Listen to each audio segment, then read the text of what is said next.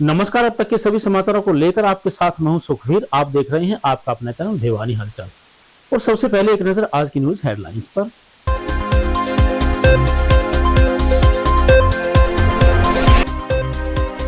हरियाणा विधानसभा के चुनाव समय पर होंगे, भाजपा को मिलेगा बहुमत, कहा मुख्यमंत्री ने।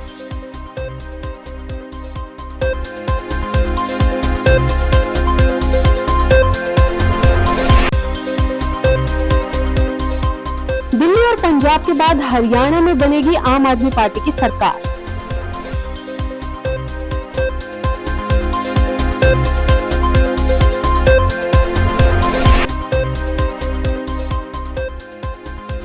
ईवीएम के विरोध में 31 जनवरी को भारत मुक्ति मोर्चा करेगा चुनाव आयोग कार्यालय दिल्ली का घेराव।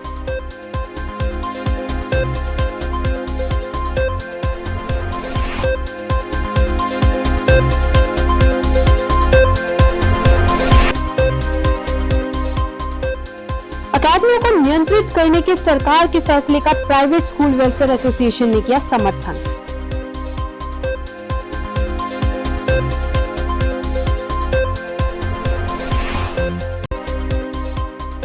कांग्रेस की जन संदेश यात्रा 1 फरवरी को पहुंचेगी भिवानी, कार्यकर्ताओं की लगाई गई ड्यूटी।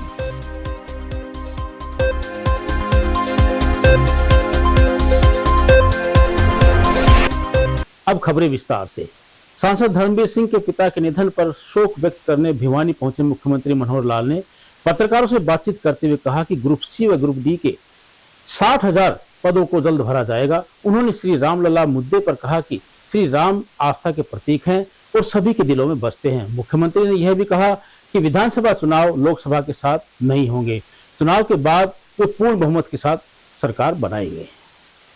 मुख्यमंत्री मनोहर लाल ने कहा कि हरियाणा प्रदेश में चल रही ग्रुप सी व डी की 60,000 के लगभग भर्तियां जल्द पूरी कर ली जाएंगी। पहले ग्रुप सी का परिणाम निकाला जाएगा, उसके बाद ग्रुप डी की भर्तियां की जाएगी। वहीं पत्रकारों के सवालों का जवाब देते हुए मुख्यमंत्री ने कहा कि लोकसभा व विधानसभा के चुनाव अपने पूर्व निर्धारित समय में होने की संभावना है और आने वाले विधानसभा व लोकसभा चुनाव में भारतीय जनता पार्टी स्वच्छ शासन व प्रशासन, पारदर्शिता, अंतिम व्यक्ति तक लाभ पहुंचाने तथा आखिरी पंक्ति के व्यक्ति को मुख्य धारा में लाकर खड़ा करने के मुद्दे पर चुनाव लड़ेगी। उन्होंने कहा कि अब की बार लोकसभा व हरियाणा विधानसभा में पहले से भी अधिक बहुमत मिलेगा। मुख्यमंत्री ने इंडिया गठबंधन को लेकर कहा कि जनता द्वारा नकारे गए दल इकट्ठे होकर भाजपा को हराना चाहते हैं, जबकि पिछले 10 वर्षों से जो बदलाव की हवा बह रही है उससे स्पष्ट है कि जनता इंडिया गठबंधन के दलों के प्रभाव को नकार चुकी है। मुख्यमंत्री सांसद चौधरी धर्मवीर सिंह के पिता चौधरी भल्लेराम के देहांत पर शोक व्यक्त करने के लिए भिवानी पहुंचे थे। पिताजी का स्वर्गवास हुआ है चौधरी भल्लेराम जी,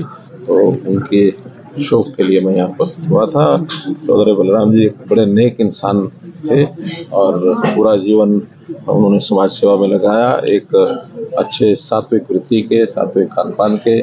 और इस बात का संतोष है कि 94 ईयर्स उन्होंने अपनी आयु निर्विघ्न बिना किसी बाधा के और स्वस्थ जीवन में व्यतीत किया और मैं आज उनको श्रद्धांजलि देता हूँ।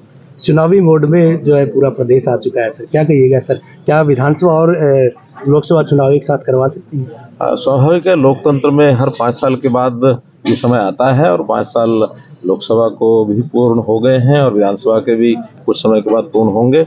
पहले तो ऐसा लगता था कि शायद एक साथ हो सकते हैं, लेकिन अभी तक कोई केंद्र ने या चुनाव आयोग ने किसी प्रकार की इंडिकेशन नहीं दी है, तो मुझे लगता है कि अपने अपने स्थान पर ही होगा। सर, जो बिहार में उसको देखते हुए क्या लगता है अभी इंडिया गठबंधन का क्या भविष्य रहने वाला है? 17 राज्यों में आप भी देख रहे हैं, हम भी देख रहे हैं, क्या दिल के टुकड़े हुए हजार, कोई यहाँ गिरा कोई वहाँ गिरा, इस प्रकार से भटकते फिर रहे हैं। मुझे नहीं लगता कि जनता में किसी प्रकार का कोई इस बात का असर है, प्रभाव है। जनता उनको नकार चुकी है। सब नकारे हुए दल अब इकट्ठा होने की कोशिश कर रहे हैं कि किसी तरीके से उनका अस्तित्व बचा रहे, लेकिन जनता समझ चुकी है और इस देश में अब एक बदलाव की जो एक बाहर एक लहर 10 साल से जो लगातार काम हो रहे हैं, जो कांग्रेस के शासन को पलटा दिया था, उस नाते से अब भारतीय जनता पार्टी का एक स्पष्ट बहुमत का जो शासन है वो केंद्र में भी आएगा, प्रदेश में भी आएगा। हरियाणा में गठबंधन जारी रहेगा सर? देखिए ये रणनीति की बातें हैं, बाद में बताएंगे। सर केजरीवाल आए थे कल जींद, उन्होंने कहा कि बिजली पानी दे दे, रोजगार दे दे, 4-5 वादे पूरे कर दे, वो राजनीति छोड़ देंगे। अगर कोई नहीं, वो राजनीति छोड़े नहीं, उनको छुड़वाने की हमारा कोई इरादा नहीं है। वो राजनीति करते रहे, जनता उनको नकारती रहेगी। हरियाणा की जनता तो उनको स्वीकार करती नहीं। सर चुनावी मुद्दा क्या रहने वाला है सर? स्वच्छ शासन प्रशासन, पारदर्शिता और लोगों की, खास करके जो गरीब समाज है, जो वंचित समाज है, अंत्योदय के नाते से हमारी योजनाएं चल रही है, उसको प्राथमिकता तौर पर आगे बढ़ाएंगे। हर व्यक्ति को मुख्य धारा में आने का अवसर मिले। तो 60,000 भर्तियां पेंडिंग चल रही है, कब तक पूरी होने की संभावना है? वो तकरीबन उसका काम पूरा हो चुका है। कभी भी रिजल्ट उसके आ सकते हैं, क्योंकि परीक्षा ग्रुप सी की 2 परीक्षाएं होनी है। एक परीक्षा पहले हो चुकी है, दूसरी परीक्षा ग्रुप्स में चल रही है और वो आगे 15-20 दिन में पूरी हो जाएंगी। ग्रुप डी की भी परीक्षा हो चुकी है और चूंकि एक डिमांड थी कि पहले ग्रुप सी का रिजल्ट निकाला जाए, तो मुझे लगता है कि पहले सी का निकालेंगे ताकि डी में उसके बाद जो लोग सी में सिलेक्ट हो जाएंगे उसके बाद डी में सिलेक्शन हो। नहीं तो डी में सिलेक्शन के बाद बहुत से लोग ग्रुप सी में चले जाएंगे, फिर वो पोस्टें खाली होंगी, तो डबल उसके लिए मेहनत करनी पड़ती है। इसकी बजाय पहले ग्रुप के सी के परिणाम निकले, उसके बाद डी का निकले। सर हरियाणा कांग्रेस भी काफी सक्रिय और आरोप लगा रही है कि राम के नाम पर राजनीति कर रही है। सक्रिय सबको रहना चाहिए। राम के नाम से कोई राजनीति नहीं है। राम इस देश की आस्था है, इस देश की आत्मा है, और जो राम का नहीं है वो कहीं का नहीं है, किसी का नहीं। विवेकानंद जयंती पर आपने घोषणा की थी युवाओं को नौकरी देने की, युवाओं को नौकरी देने की। आम आदमी पार्टी की जिला अध्यक्ष गीता सोरान लाखलान ने बताया कि हरियाणा की जनता बदलाव चाहती है और इसका प्रमाण जींद में उमड़े जैद सैलाब ने दे दिया है। उन्होंने कहा कि पंजाब के 90% घरों में 0 बिजली के बिल आते हैं। उसी तर्ज पर हरियाणा में आम आदमी पार्टी की सरकार बनने पर पार्टी फ्री बिजली उपलब्ध करवाएगी। आम आदमी पार्टी भिवानी की जिला अध्यक्ष गीता शोरान लाखलान ने कहा कि हरियाणा के घर घर में जींद की बदलाव जनसभा की चर्चा है। जींद में उमड़े जन सैलाब ने दिखा दिया है कि हरियाणा की जनता केजरीवाल के साथ खड़ी है। आने वाले चुनाव में दिल्ली और पंजाब के बाद हरियाणा में भी आम आदमी पार्टी की सरकार बनेगी। उन्होंने कहा कि जींद महासभा में अरविंद केजरीवाल और भगवत मान ने बताया कि पंजाब में 40 लाख घरों में 0 बिजली के बिल आते हैं। वहीं पंजाब में आम आदमी पार्टी की सरकार में महज 20 महीने में 42,000 युवाओं को सरकारी नौकरी मिली है। इसके साथ पंजाब में 664 मोहल्ला क्लिनिक चल रहे हैं, जबकि 125 बनकर तैयार हैं। इसमें अब तक 1 करोड़ से ज्यादा लोग फ्री इलाज, फ्री टेस्ट और फ्री दवाइयों की सुविधा ले चुके हैं। उन्होंने कहा कि आम आदमी पार्टी का प्रत्येक कार्यकर्ता हरियाणा के हर एक घर तक अरविंद केजरीवाल की नीतियों को पहुंचाने का काम करेंगे। कल हरियाणा के जींद जिले में आम आदमी पार्टी की बदलाव जनसभा में उमड़े जन सैलाब की सफलता को देखते हुए पीसी की गई है। कल जींद में आम आदमी पार्टी की बदलाव जनसभा में उमड़े जन सैलाब की आज हरियाणा के हर घर में, हर परिवार में, हर वार्ड में, हर गांव में चर्चा है। कल जींद में उमड़े जन सैलाब को देखते हुए साफ साफ दिखाई दे रहा है कि हरियाणा की जनता हाजिर खट्टर सरकार की गलत नीतियों से परेशान है, तनाव में है, गुस्से में है। इसी बदलाव जनसभा को में उमड़ी जन सैलाब को देखते हुए साफ दिखाई दे रहा है कि हरियाणा की जनता 2024 में आम आदमी पार्टी की सरकार बनाने जा रही है। उमड़ा जन सैलाब से साफ साफ दिखाई दे रहा है कि हरियाणा की जनता आम आदमी पार्टी के राष्ट्रीय संयोजक माननीय अरविंद केजरीवाल जी की गारंटी के साथ खड़ी है और हरियाणा की जनता आम आदमी पार्टी के राष्ट्रीय संयोजक माननीय अरविंद केजरीवाल जी की नीतियों से प्रभावित है। जींद में हुए बदलाव जनसभा में माननीय अरविंद केजरीवाल जी अपने साथ पंजाब के 1 लाख फ्री 0 बिल लेकर के आए, जनता को दिखाया, जनता को संबोधित किया। आज पूरे हरियाणा में पंजाब के 0 बिल की चर्चा है, बदलाव जनसभा में उभरी जन सैलाब की चर्चा है। अगर बात करें पंजाब में आम आदमी पार्टी की सरकार की, तो पंजाब में आम आदमी पार्टी के कार्यकाल में 40 लाख घरों के 0 बिल आते हैं। महज 20 महीने के दौरान आम आदमी पार्टी की सरकार ने 42 लाख युवाओं को रोजगार देने का कार्य किया है। और कल बदलाव जनसभा में पहुंचे आम आदमी पार्टी के राष्ट्रीय संयोजक माननीय अरविंद केजरीवाल जी हरियाणा के लाल माननीय अरविंद केजरीवाल जी ने जनता को संबोधित करके ये साबित कर दिया है कि माननीय अरविंद केजरीवाल जी का भी गृह क्षेत्र हरियाणा है। माननीय अरविंद केजरीवाल जी की नसों में भी हरियाणा के खून बहता है। चुनावों में ईवीएम के विरोध में भारत मुक्ति मोर्चा चरणबद्ध तरीके से संघर्ष कर रहा है। बहुजन मुक्ति पार्टी के प्रदेश उपाध्यक्ष सुरेश प्रजापति ने कहा कि ईवीएम का प्रयोग संदेह के घेरे में आता है। उन्होंने बताया कि इस विषय के विरोध में 31 जनवरी को देश भर के कार्यकर्ता मुख्य चुनाव आयोग के कार्यालय के सामने प्रदर्शन करेंगे।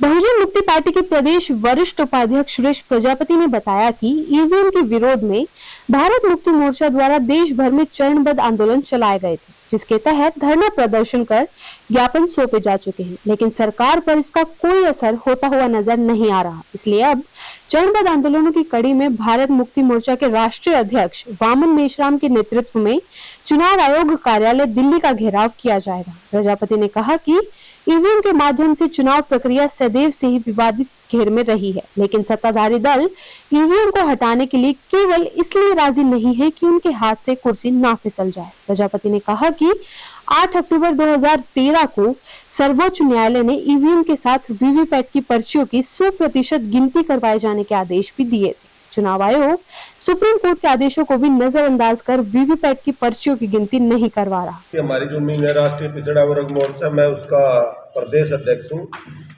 और आज ये जो प्रेस कॉन्फ्रेंस की जा रही है, ये प्रेस कॉन्फ्रेंस हमारी 31 जनवरी को जो हमारा ईवीएम के खिलाफ चुनाव आयोग का जो घेराव है, ऑल इंडिया लेवल पे जो हम महामोर्चा लेके जा रहे हैं, उसके बारे में हम ये प्रेस वार्ता कर रहे हैं। जितने भी हमारे साथी हैं, उन साथियों से हम अपील करते हैं, चाहे वो सामाजिक संगठन हो, चाहे वो इंडिया गठबंधन के साथी हो, चाहे हमारे और सामाजिक संगठन हो, जो भी, तो ये सभी का कर्तव्य बनता है कि ईवीएम जो वोट चोरी करने का काम करती है, ये लोकतंत्र की हत्या करने का काम करते हैं। तो इस लोकतंत्र को बचाने के लिए और संविधान को बचाने के लिए जितने भी हमारे साथी हैं, सभी का फर्ज बनता है कि सारे के सारे 31 जनवरी को चुनाव आयोग को घेराव के अंदर सभी मिलजुल के सभी एक दूसरे का साथ देंगे और ईवीएम के खिलाफ इस महामोर्चे में हमारा समर्थन करें। मोर्चा हमारा दिल्ली जाएगा, चुनाव आयोग का घेराव होगा। चुनाव आयोग ऑल इंडिया से हमारे संगठन के साथी आएंगे और सभी के सभी चुनाव आयोग के घेराव के लिए वहां पे दिल्ली पहुंचेंगे। किस प्रकार की व्यवस्था की गई? अलग अलग तरह का है, कोई गाड़ियों में जाएगा, कोई बस कर रखी है, कुछ साथी हमारे पहले दिन जाएंगे ट्रेन में। तो ये मतलब सारे अपने अलग अलग हिसाब से। सर, मुख्य मांग हमारी मांग है कि ईवीएम से इलेक्शन नहीं होना चाहिए, बैलेट पेपर से इलेक्शन हो। और जो पहले भी प्रणाली थी, आप ये देखोगे कि अमेरिका, फ्रांस, जर्मनी, जो बड़े बड़े जो विज्ञान का वो कर रहे हैं, उन लोगों का ही मतलब ईवीएम से इलेक्शन नहीं करवा रहे। या तो 70% लोग हमारे अनपढ़ हैं, तो वोट डाला कहाँ जाता है किसी को पता ही नहीं चलता। पहले हम बैलेट पेपर से जब इलेक्शन करवाते थे तो अच्छी तरह देखते थे भी ये किस चीज, किसका नाम है, किस पे मोहर लगाई, अच्छी तरह हमारे सेटिस्फाई होके और वोट हम बैलेट बॉक्स के अंदर डालते थे। और अब ऐसा नहीं है, इसीलिए हम ईवीएम के खिलाफ महामोर्चा लेके दिल्ली में चुनाव आयोग का घेराव करेंगे। बच्चों का सर्वांगीण विकास कोचिंग सेंटर्स व एकेडमीज में न होकर स्कूलों में होता है, यह कहना है प्राइवेट स्कूल वेलफेयर एसोसिएशन के प्रदेशाध्यक्ष रामअवतार शर्मा का। प्रदेशाध्यक्ष ने एसोसिएशन पदाधिकारियों की बैठक में बताया कि 134A के अंतर्गत निजी स्कूलों द्वारा बच्चों को निःशुल्क शिक्षा प्रदान करने का 800 करोड़ रुपया सरकार की ओर बकाया है। उन्होंने कोचिंग सेंटर्स व एकेडमीज के विरुद्ध सख्त कदम उठाने की सरकार से मांग की। Haryana private school welfare association द्वारा आयोजित प्रदेश स्तरीय मीटिंग में एसोसिएशन के प्रदेशाध्यक्ष रामअवतार शर्मा ने कहा कि प्राइवेट एकेडमी व कोचिंग सेंटर बेवजह की प्रतिस्पर्धा का निर्माण कर कम आयु के बच्चों के मानसिक विकास को बाधित करने का कार्य करते हैं, जिसके चलते केंद्र सरकार को ऐसा नियम बनाना पड़ा। ऐसे में अब शिक्षा विभाग हरियाणा व शिक्षा अधिकारियों का दायित्व बनता है कि इस नियम का सख्ती से पालन किया जाए। इसके लिए जिला स्तर पर कमेटियां गठित कर 16 वर्ष से कम आयु के बच्चों का कोचिंग सेंटर व शिक्षण अकेडमियों में दाखिला रोका जाए। बच्चों को स्कूल जहां खेल व प्रैक्टिकल की गतिविधियां शामिल हो, दाखिले की व्यवस्था की जाए। उनकी एसोसिएशन अभिभावकों के बीच जाकर उन्हें केंद्र सरकार के नए नियम को लेकर जागरूक करने का काम करेगी। प्राइवेट स्कूल वेलफेयर एसोसिएशन ने राज्य सरकार व शिक्षा विभाग से यह मांग भी की कि शिक्षा नियमावली 134A के तहत प्रदेश के 12 लाख के लगभग स्कूलों का 800 करोड़ के लगभग रुपया 8 साल से शिक्षा विभाग में पेंडिंग है, जो इन स्कूलों को आवंटित किया जाना चाहिए। उसे जल्द से जल्द आवंटित करने का कार्य शिक्षा विभाग द्वारा किया जाए। उसमें आप सबको पता है कि 3 साल से हम इन बच्चों के भविष्य को बचाने के लिए, जो बच्चों का भविष्य इन एकेडमी को खराब कर रही थी, क्योंकि बच्चे का सर्वांगीण विकास स्कूल में होता है। ये 4-4 कमरों में, छोटे छोटे कमरों में, जहां कोई हवा नहीं, कोई पानी की व्यवस्था नहीं, कोई टॉयलेट की व्यवस्था नहीं, कोई खेल के मैदान की व्यवस्था नहीं, कोई बच्चे की फिजिकल एक्टिविटीज नहीं, बच्चे का कोई बौद्धिक विकास नहीं, एक रेक्टिफिकेशन का जो काम, एक बच्चे का जो माइंड पे प्रेशर डालने का काम, और माइंड प्रेशर में जब बच्चे का होता है तो किस प्रकार की घटनाएं कोटा में, सीकर में बच्चों ने सुसाइड तक किए हैं। तो एक वो जो भेड़ चाल चली हुई थी, केंद्र सरकार ने उस पर अंकुश लगाया है कि 16 साल से कम उम्र का बच्चा एकेडमी में नहीं, वो स्कूल में जाएगा। और हमारी भी यही मांग थी कि स्कूल गोइंग बच्चा स्कूल टाइम में स्कूल में रहे।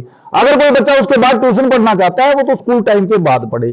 तो प्राइवेट स्कूल एसोसिएशन केंद्र सरकार का आभार प्रकट करती है, धन्यवाद करती है कि बच्चों के भविष्य को देखते हुए उन्होंने इस प्रकार का ये फैसला दिया है, जिससे बच्चे का भविष्य, बच्चे का सर्वांगीण विकास सुनिश्चित हो जाएगा कि ये बच्चे जब विद्यालय में आएंगे, आपस में एक दूसरे के साथ खेल लेंगे, दौड़ेंगे, घूमेंगे, एक दूसरे से चर्चा भी करेंगे। तो इस प्रकार की जो व्यवस्था केंद्र सरकार की है, उसका हम दिल से स्वागत करते हैं और आभार प्रकट करते हैं। एक तो 134A का जो पैसा है, हमने बार बार सरकार से मांग करी है कि हम अपना पैसा मांग रहे हैं। जो बच्चे हम 10 साल से, 7 साल से, 8 साल से पढ़ा रहे हैं, हम पढ़ाया वो अपना पैसा मांग रहे हैं। सरकार से कोई किसी प्रकार की भीख नहीं मांग रही। हमने पहले उनको पढ़ाया है, उसके बाद जो सरकार ने तय किया, ये तय भी सरकार ने किया था कि हम आपको 500 रुपए देंगे, हम आपको 700 रुपए देंगे। और हमारी एसोसिएशन उस टाइम एग्री हुई थी कि जो आप देंगे, क्योंकि हम भी चाहते हैं कि मेरिटोरियस बच्चा, गरीब बच्चा, जो बच्चा अच्छी शिक्षा ग्रहण करना चाहता है, वो हमारे विद्यालयों में आए। हम उनको पढ़ाने के लिए तैयार हैं। कांग्रेस पार्टी की जनसंदेश यात्रा को लेकर कार्यकारी प्रदेश अध्यक्ष श्रुति चौधरी ने कार्यकर्ताओं को जिम्मेदारी सौंपी। उन्होंने मीडिया से रूबरू होते हुए कहा कि उनके संसदीय कार्यकाल के दौरान क्षेत्र में बहुतेरे काम हुए थे, लेकिन अब विकास कार्य ठप है। उन्होंने सरकार पर भिवानी क्षेत्र की अनदेखी करने का आरोप लगाया।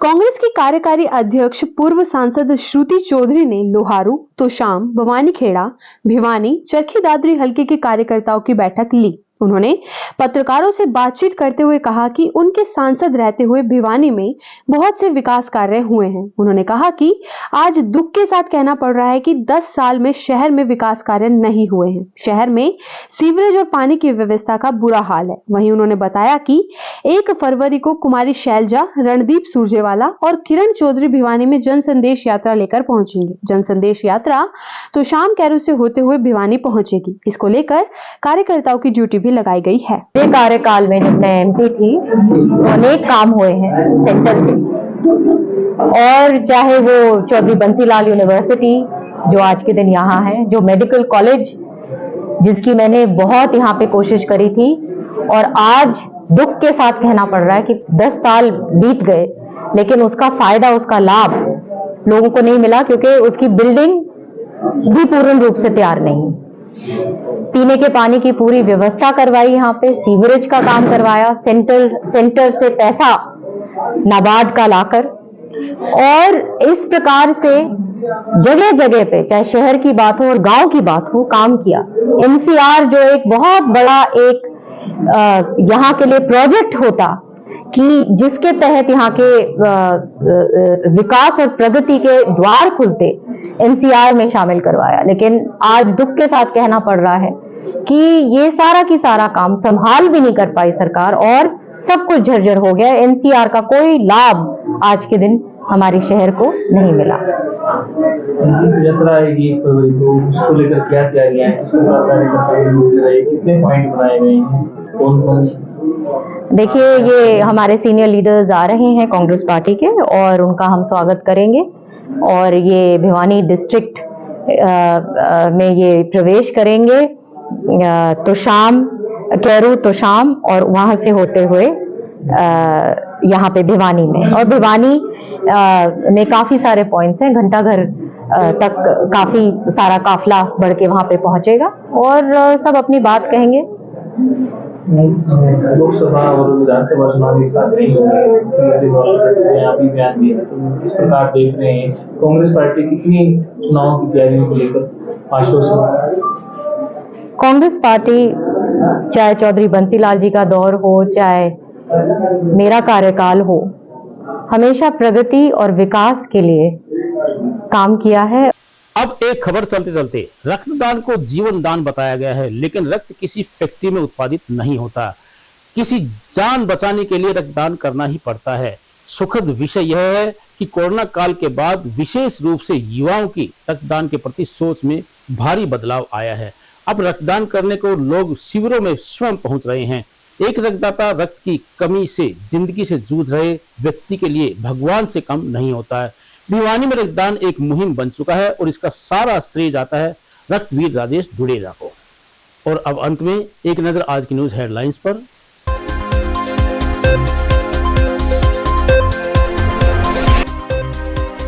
हरियाणा विधानसभा के चुनाव समय पर होंगे, भाजपा को मिलेगा बहुमत, कहा मुख्यमंत्री ने।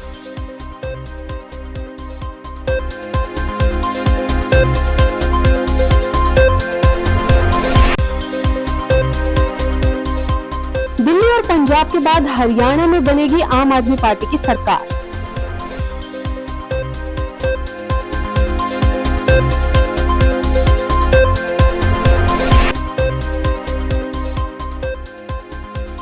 ईवीएम के विरोध में 31 जनवरी को भारत मुक्ति मोर्चा करेगा चुनाव आयोग कार्यालय दिल्ली का घेराव।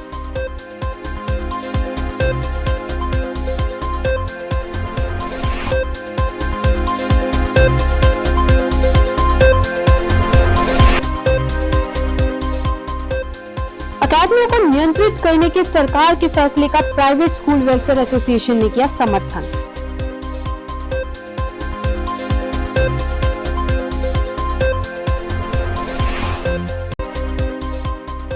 कांग्रेस की जन संदेश यात्रा 1 फरवरी को पहुंचेगी भिवानी, कार्यकर्ताओं की लगाई गई ड्यूटी।